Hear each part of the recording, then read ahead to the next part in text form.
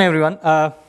With the morning session of talks mostly inclined towards performance and how do you use the multi-core stuff, we'll switch gears, look at the security aspect of it. Most of the talks today morning were covering on how do you use the multi-cores that are there on the box and use it to the maximum. One of the aspects there is the virtualization part. And with virtualization, what it means is you would be running multiple instances of these things, of your services. Or the classic example is when you have two HTTP servers running for two different vendors on the same box. And there you would start wondering if you have good enough partition. That's one aspect of it.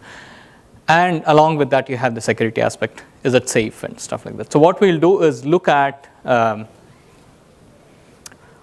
what are the various things that you need to keep in mind from the security aspect and how do you address them. Okay.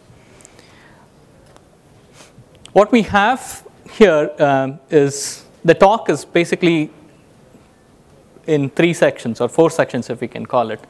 The first one tells you how to bring in the containment, and this is where the virtualization figures in. And the next section is on the least privilege.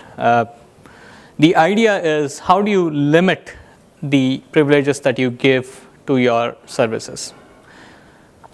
And we'll look at the details on why this is important and how do we curtail problems in there. And then we bring in the SMF part, which is the service management framework. The idea is how do you make sure that your services are up and running and what does Solaris have in it to offer for this aspect. And then of course the last one is the audit part. And now that you have secured everything, as a last piece of work, you just want to make sure that nothing goes wrong, so you keep your auditing trails on. Okay. For most of this example, actually this goes with the demo, but then the amount of time that we have, we can't really fit in the demo part. But then the idea is what we're trying to do now in this example is we're trying to deploy the Oracle database, okay, as part of Zone. And while we do that, we'll look at the various aspects of security. And the example here that we have picked up is a 64-bit as in a 64-bit chip running with OpenSolaris build 125. Right now, I don't have all that set up here, but then nonetheless, we can still cover what we want to. Okay.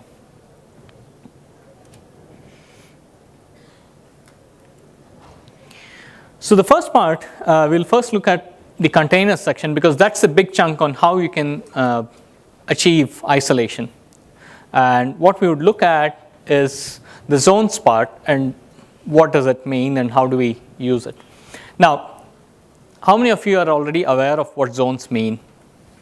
Can we have some show of hands? Okay, there are a couple of us who know, but then zones essentially, what it gives you is an operating environment on a single box. So essentially what you could do is take your box, partition it into multiple machines, and deploy your applications there. For example, let's say you're hosting web services as your business model, and you would be hosting it for multiple services, let's say, or for multiple companies. Now, in a typical case, what you would do is take a box each, deploy that web service there along with your database and whatever it needs in the backend. So you take the entire thing and deploy it as one chunk on that machine. Now the next client of yours comes in. When he asks for the same service, what you're going to do is take another machine and put it on that. Right? The reason being you want to make sure that they're completely isolated and each of these workloads don't interfere with each other. That's one part of it. The second part is you don't want to have the security aspect broken. Okay? So for those reasons, we would probably keep them on 2 separate machines. Or for that matter, yesterday when Brian was covering the basics of Solaris, what he mentioned was zones again. For an example where, let's say you have a lot of students in the class and you want to give them a machine each. That would be impractical. A cleaner way of doing it would be probably create multiple zones and let everyone log into those zones and try out things. right? That's from the other aspect. Now, that's where zones come in. What you essentially get is the user land. Let me see if I have a diagram in here. Yeah, so what you essentially get is, from the user land perspective, you actually get a completely isolated container in which you can deploy everything that you want. And you can have multiple of such containers. One of the advantages that you get with this is the utilization part of the box. The box would be utilized to its maximum. Okay, your administration costs go down. And along with that, with all these things, the bonus is you still get to have your security intact. The idea is each of these zones have their own process tree, have their own roles, or if you say root as a user, you actually, all these roots or all these zones have their own individual root users and any other user ID. So that namespace is completely different, as in they are completely isolated. Which means, let's say you have a process which is running in here, and if it tries to, it can only see the processes in that zone and nothing beyond that. Which means it cannot interfere with anything running in other zones. In fact, you're not even aware that that this is just a zone. So that way it's much cleaner, much well isolated. Now there's another interesting cool part that's sitting there at the bottom in the OS section, that if you see, you actually have a NIC one, that's your network interface card. And with Crossbow coming in, what happens is you can actually, here the configuration, what it does is it takes two of your interfaces, which is one of it is the YG0 is your wired network, and then the IWK0 is your wireless network. What it has done is essentially aggregated them, formed a switch on it. You essentially create a switch, Dale ADM create Ether stub, okay, and then you have a switch sitting on top of it, and then above that we have a VNIC. The next slide should essentially talk about that. So what you have is a VNIC assigned to it, and now with this VNIC, you can actually control the bandwidth that you give to that VNIC, which means depending on what, going back to the service provider business model that we are talking about, you can actually control the bandwidth that you can give to individual VNICs, depending on whether your customer is a platinum or gold or whatever bandwidth you had promised him, you can just control it that way. And the other cool thing is you don't need to worry about the security of these things. The point is, if for example here we don't have a third, we just have the global zone and the O zone here, which is essentially running your Oracle instance in it. You can actually have a third zone, and the third zone would not be aware of the rest of these two. And that's a cleaner part. That's where the security part comes in. Yes, a question. Zones don't have the separate IP because like virtual machines have. Zones will have separate IP addresses. So what will be the difference between virtual machine and the zone? So with virtual machine, what you're essentially running is the entire kernel, and that's heavy. So with a virtual machine, for example, the other service that we provide, the other virtualization option that we have is the virtual box, wherein right from your kernel onwards, everything is virtualized. As in, you actually are running another instance of virtualization, another instance of Solaris kernel. Whereas here, at the bottom, there's just one instance of OS. If you look at it, I mean, if you look at the second block down here, what we have is just one instance of OS, and on top of that is where the partitions are. So that way, it's much quicker. Your overhead of virtualization is really, really minimal. So that's an advantage. It makes it really quick. What you're getting is the native performance of the box and not a virtualized performance. So it's still an advantage, or rather, it's a huge advantage over the other techniques. I'm not saying this is the only, or this is the best solution. I mean, there are various categories. In fact, Mayuresh actually had a talk yesterday, I guess, on what are the best, and which one do you choose? Which virtualization technique is best? So he had that talk. I'm not sure if you got a chance to attend that one. So here, what we have is the service here we are saying is Oracle, but then this you can replace it with whatever you want, I mean whatever service you have. The idea is to say that you you could mix and match things. Now, there's something called role in there. We'll get to that a little later.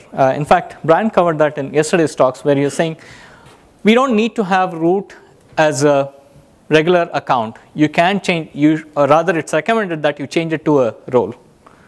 And that way the machine is much secure. The point is, once it's a role, you can no longer log into the machine with that ID. As in, from an external box, you can no longer log into the machine as root. The idea is only if you have a valid login account, you log into that machine, and then you don the role of root, which is, so that way you have actually stopped one line of attack. Okay, so we'll look at how the roles figure in the later part of it. But then for now, let's assume that it's available, and just look at the zones section. Like I said, the process and data separation through zones is again quite robust. The only way zones can talk to each other is through network, which is how two machines which are on a network would talk to each other. So that way, there's absolutely no interaction between them directly, which means it's as isolated as it can be. The roles and RBAC configurations, we'll look at it in the next section, but the idea is what you have essentially done is cut down the capabilities of the root. In fact, the root in the zone is not the same as root on the global zone or on the global machine. And the capabilities are much reduced, and it's much more safer that way. Each zone has its own service management facility. Now, this is again important because service management facility, which we'll be looking at in the last section of our talk, what it essentially does is lets you make sure, or lets you handle, or it in fact handles the service uptime. And you can write basic simple scripts to make sure that you just tell it how to bring up your service, how to stop it, and how to monitor it. Once you have done these three things, it will take care of monitoring it and making sure that the service is up and running. We'll cover that a little later. The observability and integrity part. Now, this is again very important because with roles and the basic auditing facility that we have in there, what you will be tracking is the real user ID rather than just the effective user ID. I mean, in normal cases, when you just do a SU, what you would see is, for example, if in the previous picture, when JDO logs in as Oracle, which is the Oracle administrator role, in a typical case, what would be logged is just Oracle. You don't know who donned the Oracle role. Let's say in the organization, 3 of them had the password to the Oracle role, or to the Oracle as a regular user ID. And once something goes wrong, if you had to track back on where or on who actually did it, it's very hard, because what would be logged or in the audit trails is Oracle and not the actual user who did it.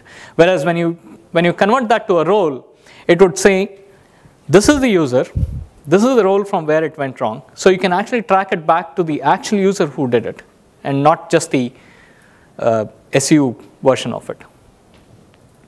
I think I have a slide on the actual role, and we'll look at that example. Now, this is the zones part where it's just basically listing you on the zones there. And the second section where we are essentially doing an SSH into the O zone as JDO. And this ties into the question which the gentleman asked on, does it have a separate IP address? Yes, it actually gets a separate IP address, and anyone outside can log into the zone directly. We'll just look at the file system part on how the security figures in here. A quick overview of what Zfs can do. What it essentially brings in is a new concept called the storage pool, wherein you can basically take all the disks that you have, throw it into a pool, and create a whole bunch of file systems that you need. As opposed to in the past, what you would do is take 2 volumes, mirror them, and then you create a file system above it, which means you essentially have the file system tied directly to your volume. Now that's good in a way because you have that isolation. But the problem there is tomorrow if you had to change it for some reason, if you had to modify, if you had to grow your volumes, it's not easy. And you had to go through multiple hoops before you could get this sorted out. Whereas with ZFS, you don't need to worry about it. All you have to probably do is throw in more disks into the pool, and if you had quotas on the disk, on that file system, you could just change the quota. Now that's the advantage of it. But then a couple of more things that we'll look at. But before we jump into that, what we essentially what ZFS provides you is the snapshot part, and that's because of the copy and write feature of ZFS. So it says snapshots are for free. The point is, the free part here is because anyway it is doing copy on write. All it has to do is if there's a request for a snapshot, all it's going to do is go and put a tag on the topmost block, which is called the Uber block. You just go and put a tag on the topmost block and say that this belongs to a snapshot. And when someone else modifies it, you would essentially allocate a new block and continue writing. Now the free part is because you don't need to do any extra operations to get your snapshots. All you have to do is just go and put a tag, as opposed to other file systems which actually need to freeze the I/O, go mark the block saying these belong to a snapshot. Okay. Now it's not really free because the blocks which are marked by the snapshot are no longer available for you to reuse. Which means it is going to consume space as and when the data modifies. Not for every snapshot, or not all blocks are consumed. Now, looking at it from the security and the containment aspect that we are looking at, that we are discussing, what essentially this picture shows you is the various file systems that are created using ZFS. Okay, and now if you bring in another version of it, or rather in this case we have the trusted extensions installed, and that's a separate build environment, that's a separate boot environment. Or for that matter, if you upgraded it from 125 to let's say 130 or 132, they would share most of the bits except for those blocks which were modified between those two. Okay, and now look at the second half of it, which is the zones and the ozone part, wherein the zone root now is actually part of ZFS. There are two things that there are two advantages that you get. One, though the zones are, now let's say going back to our web hosting example that we took, both the zones would pretty much be the same. You would essentially deploy the same set of services, same stuff on them. So you don't really need two copies. So what you could do is have a base zone, create these two zones as clones of it, which means they are essentially sharing the same data underneath, which means you're getting two copies of the zones just at the expense of one, right? And that factor would increase depending on how many zones you deploy.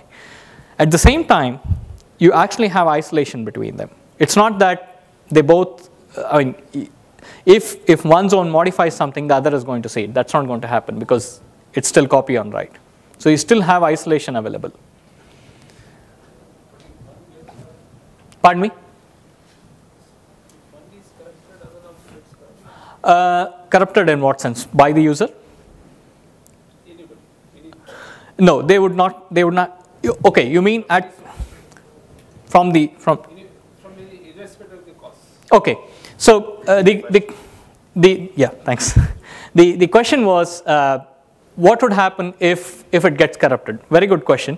The point is, when you're talking about ZFS, what you would essentially have is you'd have enough checksums built in. ZFS by default comes with checksums.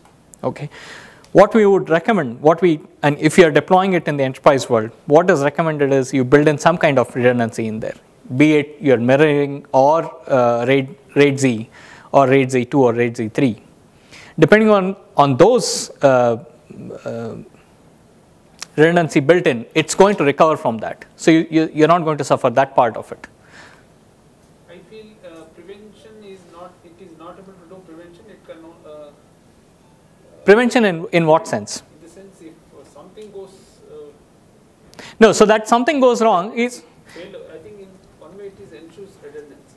you have to. I mean, if you know that there are failures which are going to come in, so you would rather build your system for recovering from those redundancies rather than letting it happen. Now, irrespective of the stuff that we are talking about here, you would suffer from this problem anyway, right? So the RAID or the redundancy part is needed. Okay. From the security aspect, you still have the ACLs and the auths and the permission part, which is going to take care of corruption. Now that's the corruption that we need to be aware of and how you can deal with it. Now, corruption underneath because of hardware failure or anything of that kind is dealt by ZFS by you providing some amount of redundancy in there, configuring multiple disks. So that can still be dealt with. If that's not a convincing answer, probably we'll take it offline and we can discuss that.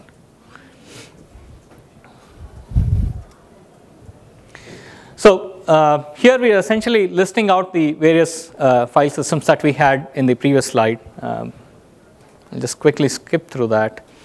Now, let's look at the zone itself. What we have here is the audit. So for the audit purpose, we have mapped in the audit user file, which essentially tells you what auditing you need for every user. So you can map in the global file into the zone. So we'll look at it a little later, what audit user means. And then you have the Aura bin, which is the Oracle bin file system, which is added into the zone. Now notice the options section wherein it says it's a read-only option, which means the bin file cannot be modified by anyone inside the zone. It's a read-only copy. Okay, which is again a security aspect that you don't want anyone to go ahead and modify the binaries section because that's critical. Okay, and then the network part, what we have is a physical NIC, which is vNIC, and it's of type exclusive. IP type, if you look at the fourth line there, it says IP type is exclusive. The idea is you want to give it an exclusive IP address. You could say shared, which means it's going to share the same IP address, but then in this case, you want it an exclusive IP stack on its own. So this takes care of it. Now we'll switch over to the Solaris RBAC part, which is the role-based access control. There are two sections to it. One is the user right management and second is the process right management. The process right management will be talked about later. The user right management, the point is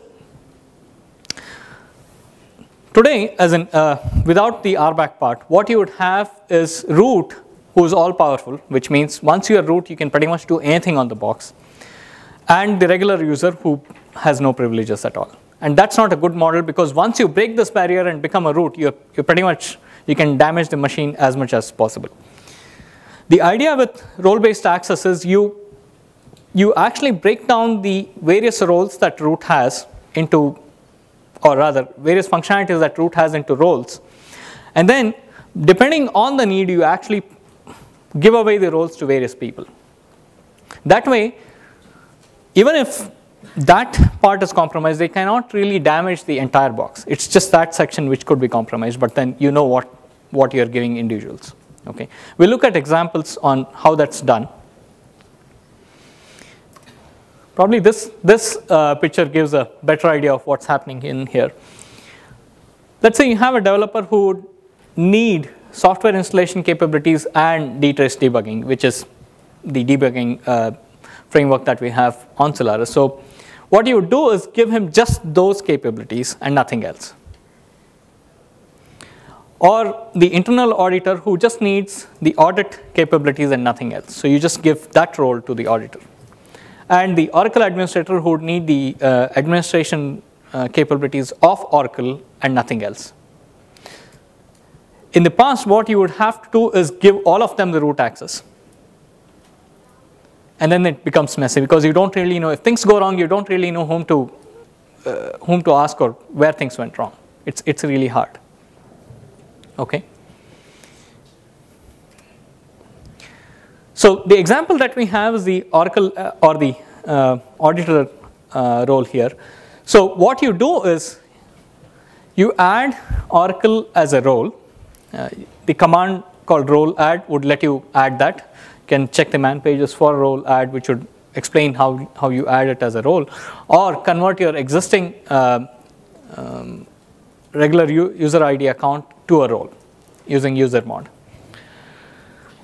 And then these roles can be assigned to various people. Now let's say you want 3 administrators, 3 individuals who have access to the Oracle role. So what you could do is add, for example, JDO needs to be given the role of Oracle administrator. So what you do is allow JDO to take that role. Okay. So in the file user /etc/user attr is where you add that role. Okay. You could add it through user mod. Okay. Now the advantage here is now Oracle can become or rather JDO can become Oracle by saying su Oracle. And once you are Oracle, there's no way you can become root. You would stay at Oracle. You cannot escalate those privileges and become root. You'd stay at Oracle. Now that's a cleaner thing. Then the next thing is all the administrative actions taken by can be audited. Okay. So when it's audited, what it would log is JDO as Oracle did this. Whereas in the past, it would just say Oracle did this. Now you don't know who had taken the role of Oracle. Whereas here, now you know that it's JDO who had logged in as Oracle, and then these are the things, these are the commands that he ran. We have an example of that coming in later. Now, how do these things fit in? I mean, if you look at there's a whole bunch of files under etc security. If you log in as root and check the files in there, there's a whole bunch of files, and it gets a little confusing until you get it right. Now, the user JDO at Ozone, which is the zone that we configured, has a role called Oracle, and that has rights profile. So what you can do is you can define profiles. Now you have a role which is defined. Now what are the actions that this role can take? What are the capabilities that this role has? So you can define something called profiles, and this profile is essentially a bunch of authorizations clubbed together. Okay. So in this case, what we have is created a new profile called Oracle Management. Okay, and that has the capabilities, which is it can execute anything under SBIN with effective user ID as Oracle. It can execute anything under bin with, again, effective ID as Oracle, and so on and so forth. So you have a whole bunch of executables that it can execute. Yeah, we have a question. How different are these roles from groups? Okay, so groups do not, groups again, groups is not as fine-grained as you can get. As in groups, you cannot really give it privileges. You can just group them, but then the privileges are a little hard to implement. If you can't give root access to a group, or you cannot implement that part. Even there, you actually divide functionality. Yes, you divide the functionality, but then you cannot really enforce stuff like, you cannot, so the whole problem is root being all powerful, and groups are still groups, and they still belong to the normal user. So if any of those groups need to have privileged access, with the standard model you cannot really do that. With this, you can break it down and give those roles to those individual people. So don't we have a concept of groups? So now both are merged. No longer You still have groups. You still have groups. You still continue to have groups. This is from your execution perspective. This is when you launch process, or when you execute something, or when you run something. Okay, that's when these things figure in. Pardon me? groups and users are merged nowadays so that one individual can be pinpointed. Correct, but then you still cannot, if that user logged in as root, it's root, it's over. I mean, you can't really go. Roles and users, this way, we are able to manage and we are not actually going by the groups, which is the whole thing. Correct. With the groups, We are removing that concept nowadays. well, we could say that, but then this I think makes it much more secure and safer, That right? Group, because whoever is a member of the group cannot claim the roles of somebody. Yes. We are limiting. See, each user is a group nowadays. Okay. Now, the other part is the section down there, which is the authorizations. Now, what we did was broke down the various capabilities into these authorizations, which would tell you what you can execute. Okay, and each authorization would have a bunch of executables that it can execute with the EUIDs defined. So you have files like auth attr, exec attr, user attr, and there's another one, prof attr. So these are the files which essentially, so prof attr defines the profiles that we have, exec attr, the execution path names is defined by the exec attr, and then authorizations are defined by the auth attr. So you have those multiple files plugging in, and that's how this whole thing, this whole framework fits together. There are a couple of nice blueprints written up. There's some nice white papers. You can search for a white paper on RBAC. There's a white paper on RBAC. There's a couple of blueprints. One blueprint which is quite dated. I mean, it was written in 2005. It talks about how you can convert an Apache, which runs by default. It runs with root, which is not a very safe thing. It tells you how to convert that to an actual Apache user, put a role around it, because all that the HTTP needs is access to your privilege ports and nothing more than that. Why should you give a root privilege, the entire root privilege to Apache? And now Apache essentially what's it doing? It's actually listening over the network, which means if you hack in, you're pretty much done. If you hack into the HTTPD running, the machine is pretty much done. You don't want that. So that blueprint is actually pretty neat. Did I say blue paper? It's actually blueprint. That's what I meant. So here, this is just another example, or what we saw in the previous slide. What you're talking about here is the user is JDO, and his GID is staff. And then the roles that he can take at this point is Oracle. So, and if you want to see what Oracle means and what does that role mean, you can say profiles on that, and it'll tell you what are the various things that it could do. Okay, or at the same time you can actually say auths Oracle, and it'll tell you what are the authorizations that it has. Okay.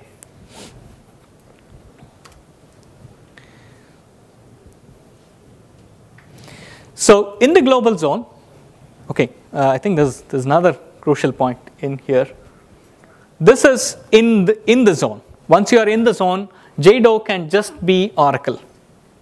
Okay, and the next slide, if you are on the global zone, which is the host, the actual host, he can take two roles, which is Oracle and auditor. Okay. In the global zone, it can take two roles. The idea of this is to point out that the user management is different between the global zone and the non-global zone, the O zone that we created. It's separated. So you can configure it the way you want. Okay. Now let's look at the process part of it.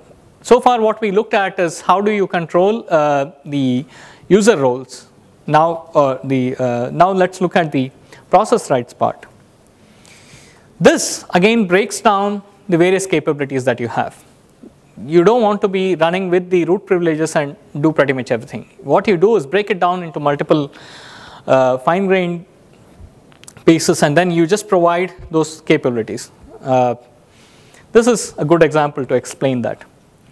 The HTTP server that we are talking about. What you have essentially done here is all it needs is access to the privilege ports, right?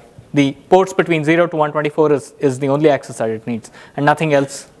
So you just limit it to proc exec, proc fork, and net priv address. So even if your HTTPD is compromised, it cannot do any more damage, right? In fact, if necessary, you could probably take the exec part as well, which means you just stop it from executing anything at all. But then it does need to talk to its the PHP stuff or whatever it needs to execute. So we'll just leave that in place.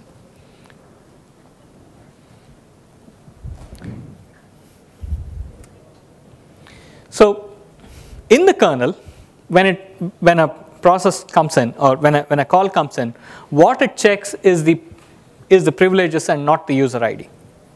The code in the kernel has been modified to make sure that you check privileges and not the user ID. In the past, you would say, is PID equal to 0, and then you allow him to do certain operations. Whereas now you check what privilege does the process have. Okay. So now if you start tying back what we spoke earlier, all those things start falling into place because you're just providing them privileges and only those are checked, and that way you have fine-grained control of what each process is doing and whether you need to allow that process to do it or you should just block it from doing it. Question? Usual hacker will try to get the root privilege. Correct. So are we able to prevent that? Yes, the reason is, so the question was the regular hacker would try to get in root access, and the question is, are we able to prevent that? The answer is yes, as long as you don't have root as an account, and if you are converted it to a role, you have cut that line of defense, because if all your ports which are open to the network, that's where he would try to jump in. Now, if you have blocked it and said that user is running with, let's say, Apache as a privilege, if it's running with the role of Apache and not as a root, yeah, fine. You cracked into HTTPD and you still have Apache as a privilege and nothing more than that. Whereas in the past, it would be a root, and once you break in, you're pretty much done. So that's not possible. Now, in fact, the last line says the process can be even less powerful. You can actually cut down the fork and exec. If you are sure that you don't really need to spawn another process, you could just cut that off as well. In fact, there are library APIs, lib APIs, which you can directly use and say, yeah, look, I relinquish this privilege, which means you change your code. If you're writing new code, you might as well change it and say, yeah, I relinquish this privilege, which means even if that program is hacked or if that process is hacked, it can no longer be utilized. Now, the set of privileges that you have is about 72 or 76. That's the breakup that you have. A whole bunch of stuff. So it's quite fine-grained, and you can choose whatever you want in there. Too small a print to read, but then you can always do ppriv minus L, and it should list you the entire set of privileges that are available. So let's take an example of the Oracle that we have been discussing. Oracle is a role that we have, and so look at the second line, which says grep Oracle etc user attr. So what you see there is Oracle is of type role in here, and the profile that it has is Oracle management, and the privileges that it has is basic minus proc info, which means it cannot really get the processor info, which means you cannot really trust it. Now this is important because there are cases where customers say, yeah, how do I trust you? You're hosting my database, okay, and if it's Oracle, the admin can essentially trust and figure out what are the transactions going in, can look at what data is going in, okay. If that's the question, yeah, sure. What you do is disable the proc info. Once that is done, even the Oracle administrator who actually started the Oracle process cannot trust it, cannot look at what data is going on there. right? I mean, that way you have actually built in another line of security saying, yeah, sure, you don't want this this role to look at it, you cut it off. Okay, and that's what essentially the example shows here. The ppref of the SMON here is basic, which means you should be able to exec fork and look at the proc info. But then since you have said no proc info, you don't get that. Also, you can say what it can give away, what it can grant, which means if this forked anything, what you can grant. So that's again built in there. And the L part, which is the limit, it says these privileges are limited to the zone that it's running in, which means if it tries doing anything beyond that, obviously that's not possible, but then you're still limiting on what it can do there. Now, let's move on to SMF and see what it has got to provide.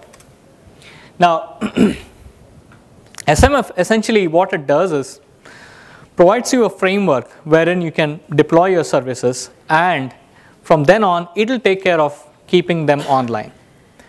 Simple example that we are looking at, the HTTP server.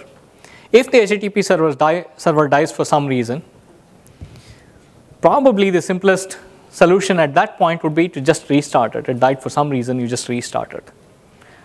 Now, the obvious question is, if something is really broken, what's the point in restarting it 100 times? Yes, that's the point. So what SMF says is, yeah, let's try restarting it for 10 times in a duration of 10 minutes or whatever that's configurable. And then after it fails those many times, it's not going to retry that. It's just going to signal you saying, yeah, look, it failed 10 times in the last 10 seconds or in 10 minutes, so I'm not going to restart it. That's one part of it. The second part is in a complex deployment, you have a whole bunch of dependencies. As in the simple case, for HTTP to run, what you need is an IP stack up and running, which means you want your networking services up and running, and probably you want your Oracle database running in the backend. Let's say you deployed Oracle and the front end you have Apache, which means you want those two to be in sync. Now, this is a very simple example. When things start getting complicated, it's very hard to figure out what the dependency model is. And if something breaks down, you don't know what to track down. How do you go back, figure out what services have gone down? Now, that is made easy by SMF. You can say when Apache comes up, or Apache should depend on these three services, whatever they are. And if one of them is down, it would mark Apache down as well. And now it's very easy for you to track back. We'll look at an example a little later. You can check which service has gone down, and then it'll tell you what are the dependent services that have been disabled because of this failure. Which means you can track down the entire tree, get to the source of the problem, fix that, and the rest of them will be auto restarted. Which means you don't need to go back and restart them, they'll be taken care of. Okay. So, yeah, well, this is the stuff that we just covered. Now, there's another part that comes in, that all the configuration that we talked so far is persistent, which means it has its own repository where all this information is retained, and all the configuration parameters. We look at some of the config parameters a little later in the slides. All those are saved on the disk, which means every time it restarts, it knows what to do.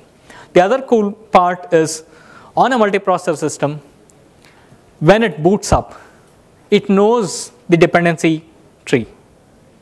So it can start services in parallel, which means your boot up time is much faster. Because if you have a whole bunch of services running, in a normal case, you would have to start them in a sequential order, because that's the order they need to start for it to meet the dependency.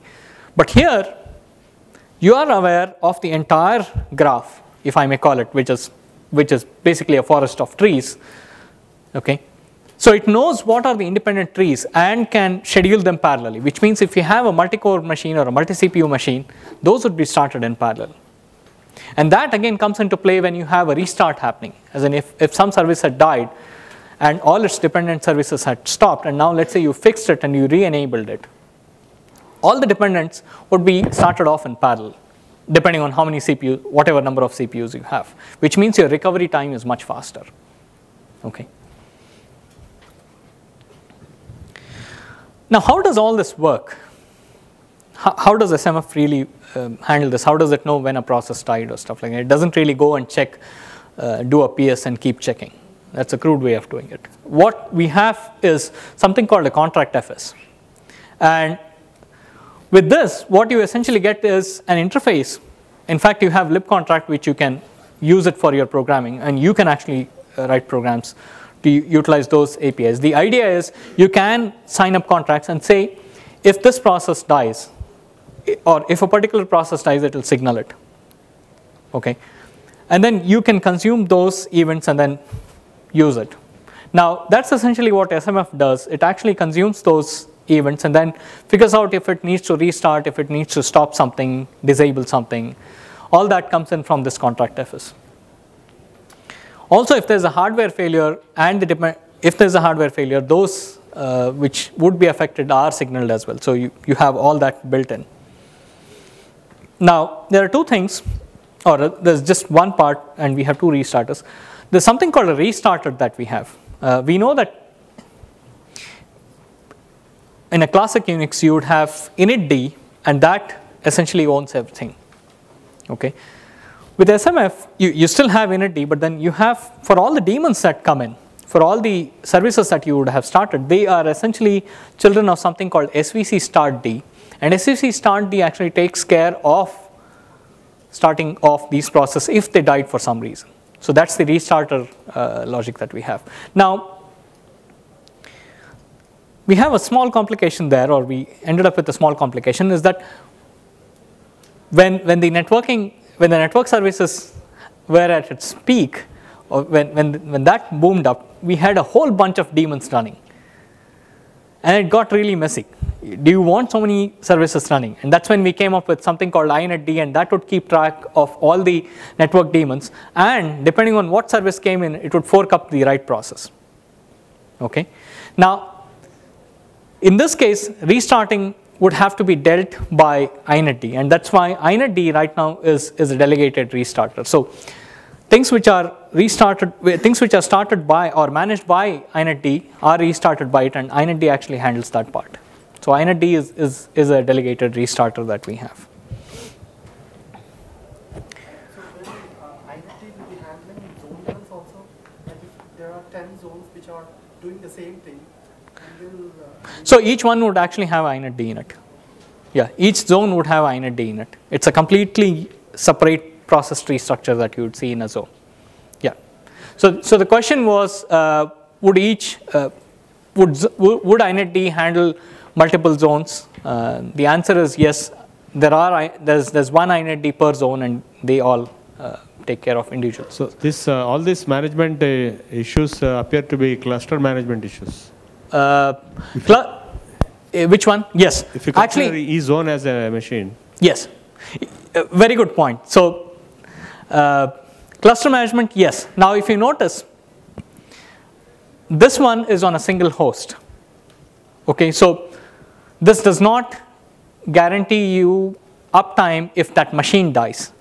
Okay, so in fact what happens is Sun Cluster, which is our clustering product, actually ties in with this concept, and you can in fact take a zone and say, I want this zone to be HA, which means if this zone dies, or if this machine dies for some reason, it can be moved transparently to the other zone, okay, or to the other machine. So that's the overarching framework sitting there, which can actually take this and put it onto a different machine. So yes, valid point.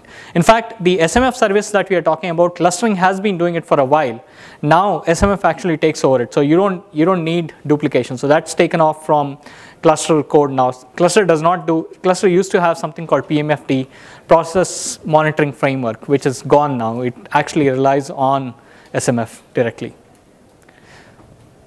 So I think there's a document on docs.sun.com which tells you how to convert how to make your service SMF aware. What do you need to do? How to write a manifest and stuff like that. So it's good if you could go back and look at that aspect. Now, the diagnostic part of SMF is that you can actually use that to figure out which service failed.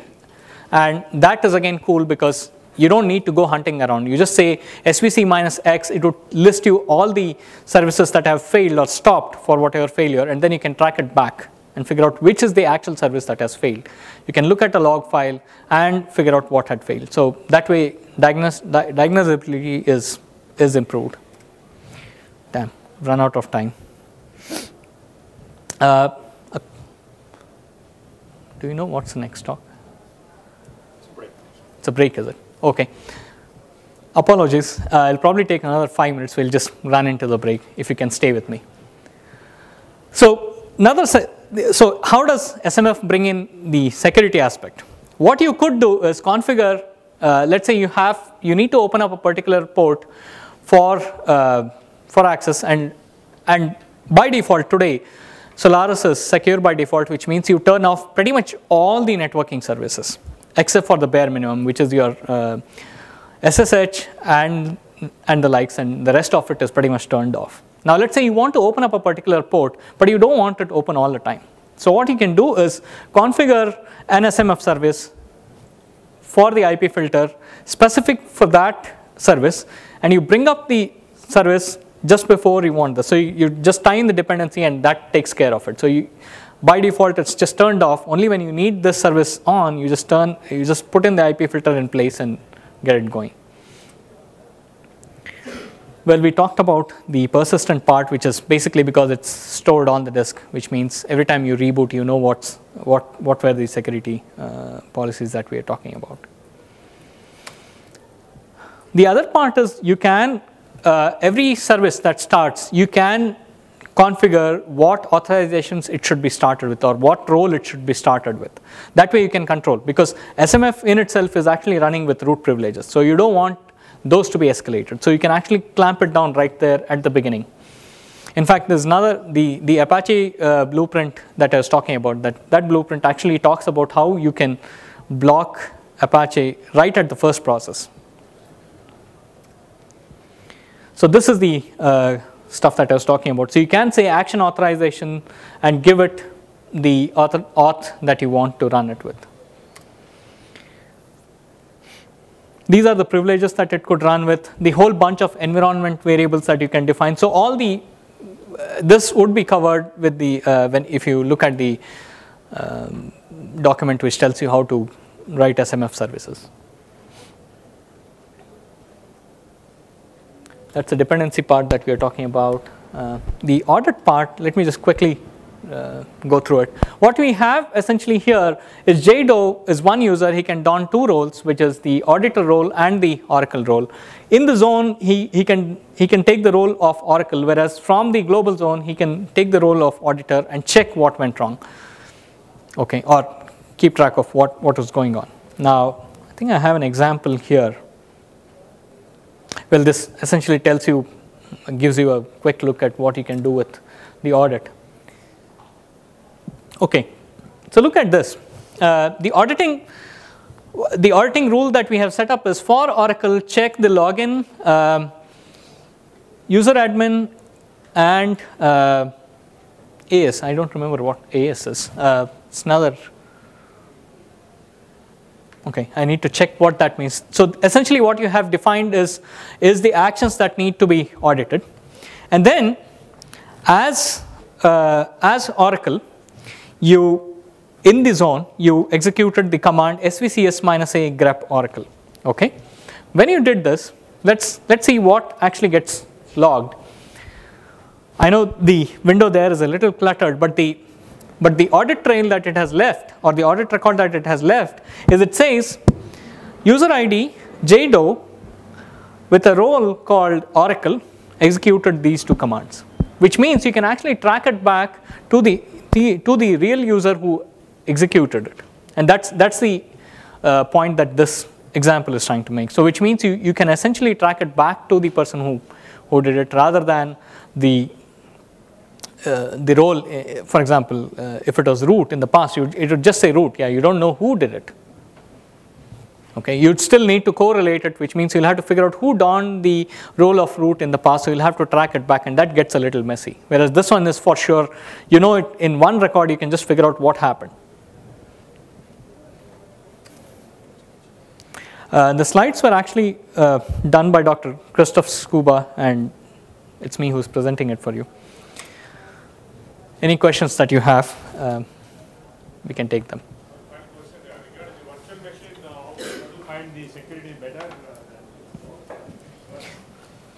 So the question was, as compared to virtual machines, how do you find security with zones? Now, the answer is, well, probably it's the same. Whereas here, you just have one machine to administer, okay?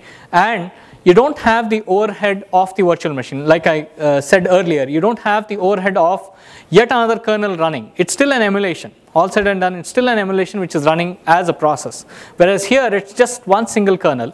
You run the advantage of all your caches, okay?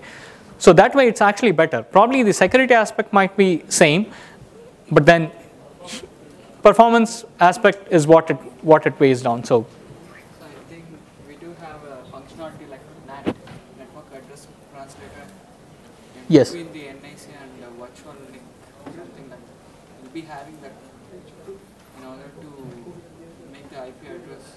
I mean, we do have any functionalities like that. So the question is, do we have NAT kind of feature? Yes, because essentially what that ether stub that we created initially, it's essentially doing that. What it's giving you is an IP address on the front end, and then usually NAT need to have DHCP something. right. We'll be here we'll be making our own IP address. Yeah, so you can actually start a DHCP service as well. You could run a DHCP service in the VirtualBox example that Brian was discussing yesterday. Actually uses DHCP underneath. You can actually make it use DHCP there. So it's possible. Can these zones span across zones, or are these for a single zone?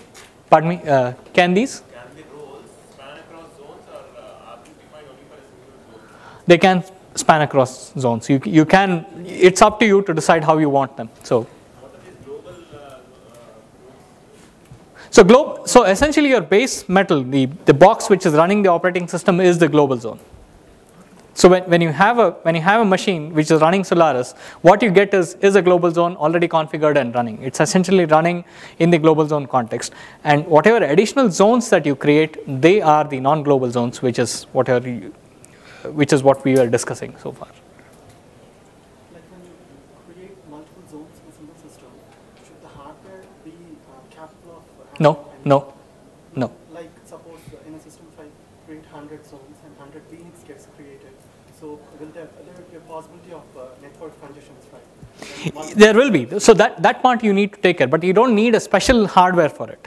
That's what I meant, that you don't need hardware support, is because you don't need a special feature from the hardware for you to run these things. This can run on any bare metal.